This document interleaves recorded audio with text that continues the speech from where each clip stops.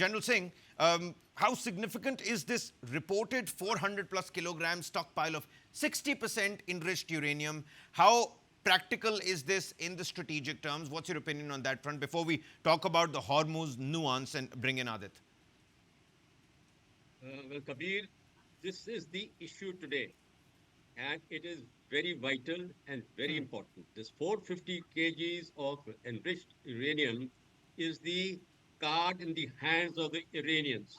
Hmm. And any ceasefire, any truce, 60 days or not, will be the test where this enriched uranium goes. Hmm. And to me, the bottom line or the most acceptable compromise could be what was done in 2015 when the Obama Iran nuclear deal came through, Hmm. in which December 2015, Iran handed over their uranium to Russia. Their ship had come in December 2015. Yeah. But that uranium, I want to remind, was not of the same advanced stage of enrichment that is 60% today. Now, the 60% today gives the handle to Iran because within a fortnight, they can then make use of their centrifuges and have 10 to 12 dirty bombs. So it is as vital as that.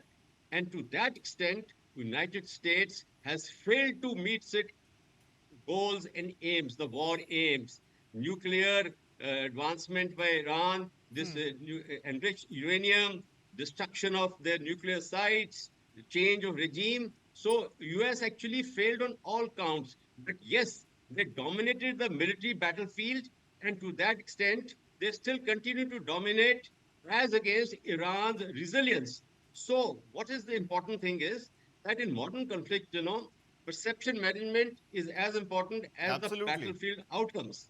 And so that is where what is happening that today, this situation, 80 plus days war, is in a classic transition phase where the sides are now doing both sides coercive signaling, military brinkmanship, controlled escalation, and that is what is bringing them towards diplomatic bargaining, narrative positioning, and strategic face saving, particularly Trump. Trump 2.0 today needs strategic face saving. Hmm. And that Hmm. is what exactly is doing. And that's why today Trump has also come out with a proposal of an enlarged Abraham Accord. Yep. Now, what does that mean? Does it not have structural fault lines by itself? Shia Sunni divide, Israel Iran divide to the extent that the Iranian constitution caters that the Zionists should be removed. Their Article 154, 123 talks about it. So, how this structural fault line can be removed is a very big But thing. General Singh, And it's all also, interconnected, isn't it? He says if the Iran conflict comes to an end, then the expanded Abraham Accords comes into the picture. Of course, it's going to be very tricky how Pakistan will have to play its own cards, and how India must be looking very closely, because Asim Munir is going to be a key player.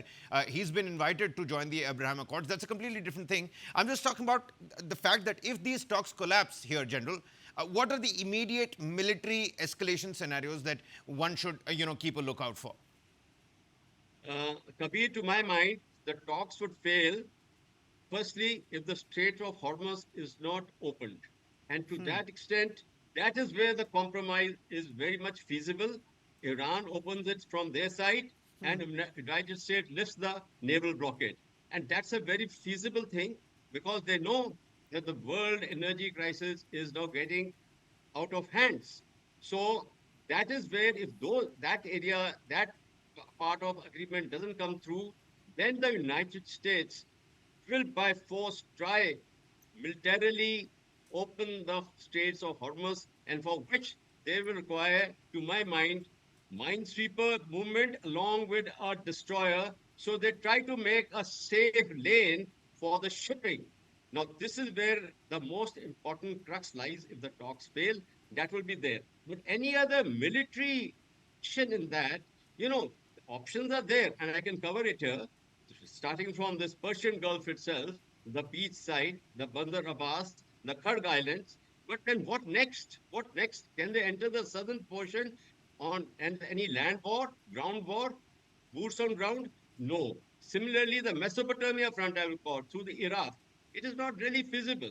That is where the Hezbollah is there. The axis of resistance will activate, and the Americans will have to face that onslaught. In the northern is the Caspian Sea. Again, very difficult.